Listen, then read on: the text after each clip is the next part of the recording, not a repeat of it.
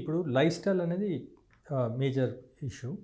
Life స్టైల్కి వస్తే ఇప్పుడు అమ్మాయిలు ఎప్పుడైతే టీనేజ్కి వస్తారో బాగా కనపడాలని వాళ్ళందరూ కష్టపడి ఎక్సర్సైజ్ చేయడము లేకపోతే ఏదో ఒకటి చేసి బాగా కనపడాలని ట్రై చేస్తుంటారు.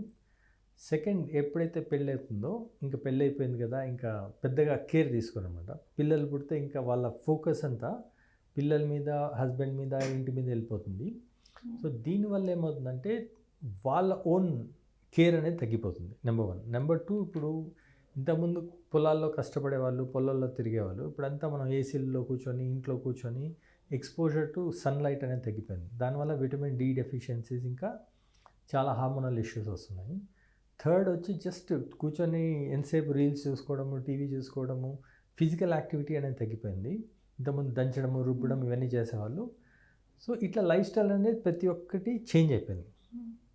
ఎక్సెప్ట్ ఫ్యూ పీపుల్, అంటే ఎవరైతే మోడలింగ్లో ఉంటారో లేదంటే మూవీ ఇండస్ట్రీలో ఉంటారో వాళ్ళు బాగా కనపడాలి అని చెప్పి వాళ్ళు కష్టపడుతుంటారు. ఇప్పుడు రేఖ తీసుకుంటే 70 years వచ్చినా కూడా she looks like 50 years. She looks very young. Okay, not only physically, mentally also. నవ్వడము, హ్యాపీగా ఉండడము, ఇంకా ఫ్యూచర్ గురించి ఆలోచించడం. ఇలా ఇప్పుడు హీరోయిన్స్ తీసుకుంటే చాలామంది ఉన్నారు ఎవరైతే మెయింటైన్